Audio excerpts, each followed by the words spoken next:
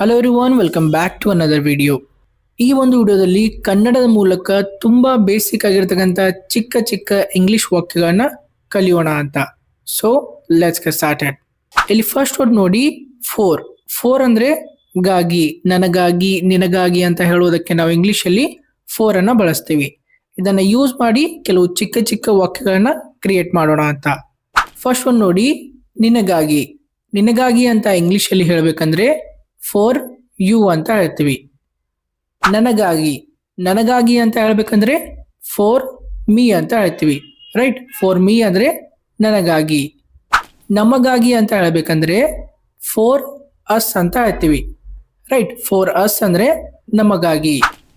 ಅವರಿಗಾಗಿ ಅಂತ ಹೇಳ್ಬೇಕಂದ್ರೆ ನಾವು ಇಂಗ್ಲಿಷ್ ಅಲ್ಲಿ ಫಾರ್ ದೆಮ್ ಅಂತ ಹೇಳ್ತೀವಿ.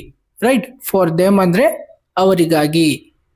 ಅವನಿಗಾಗಿ ಅಂತ ಹೇಳ್ಬೇಕಂದ್ರೆ ಫಾರ್ ಹಿಮ್ ಅಂತ ಹೇಳ್ತೀವಿ. ಅವಳಿಗಾಗಿ ಫಾರ್ ಹರ್. ಸದ್ಯಕ್ಕಾಗಿ ಫಾರ್ ನಾವ್. ಯಾರಿಗಾಗಿ ಫಾರ್ ಹೂಮ್. ಫಾರ್ ಹೂಮ್ ಅಂದ್ರೆ ಯಾರಿಗಾಗಿ ಅಂತ ಅರ್ಥ. ನೆಕ್ಸ್ಟ್ ನೋಡಿ, ಇದಕ್ಕಾಗಿ ಅಂತ ಹೇಳ್ಬೇಕಂದ್ರೆ ನಾವು ಇಂಗ್ಲಿಷ್ ಅಲ್ಲಿ ಫಾರ್ ದಿಸ್ ಅಂತ ಹೇಳ್ತೀವಿ. ರೈಟ್, ಫಾರ್ ದಿಸ್ ಅಂದ್ರೆ ಇದಕ್ಕಾಗಿ. ನೆಕ್ಸ್ಟ್ ನೋಡಿ, ಎಲ್ಲರಿಗಾಗಿ. ಎಲ್ಲರಿಗಾಗಿ ಅಂತ ಹೇಳ್ಬೇಕಂದ್ರೆ ಇಂಗ್ಲಿಷ್ ಅಲ್ಲಿ ಫಾರ್ ಎವ್ರಿ ಒನ್ ಅಂತ ಹೇಳ್ತೀವಿ. ನೆಕ್ಸ್ಟ್ ಒನ್, ಅದಕ್ಕಾಗಿ. ಅದಕ್ಕಾಗಿ ಅಂತ ಹೇಳ್ಬೇಕಂದ್ರೆ ಇಂಗ್ಲಿಷ್ ಅಲ್ಲಿ ಫಾರ್ ದ್ಯಾಟ್ ಅಂತ ಹೇಳ್ತೀವಿ. ನೆಕ್ಸ್ಟ್ ನೋಡಿ, ಸುರಕ್ಷತೆಗಾಗಿ. ಇದನ್ನ ಯಾವ ರೀತಿ ಹೇಳ್ಬಹುದು? ಫಾರ್ ಸೇಫ್ಟಿ ಅಂತ ಹೇಳ್ತೀವಿ. ಉದಾಹರಣೆಗಾಗಿ ಅಂತ ಇಂಗ್ಲಿಷ್ ಅಲ್ಲಿ ಹೇಳ್ಬೇಕಂದ್ರೆ ಫಾರ್ ಎಕ್ಸಾಂಪಲ್ ಅಂತ ಹೇಳ್ತೀವಿ. ನೆಕ್ಸ್ಟ್ ಒನ್, ಮನೋರಂಜನೆಗಾಗಿ.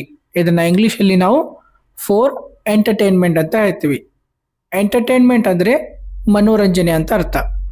ಇದೇ ರೀತಿಯಾಗಿ ಇನ್ನೂ ಬಹಳಷ್ಟು ವಾಕ್ಯಗಳನ್ನ ಕ್ರಿಯೇಟ್ ಮಾಡಿ ಪ್ರಾಕ್ಟೀಸ್ ಮಾಡಬಹುದು. ನಾನು ನಿಮ್ಗೆ ಒಂದು ಟಾಸ್ಕ್ ಅನ್ನ ಕೊಡ್ತೀನಿ.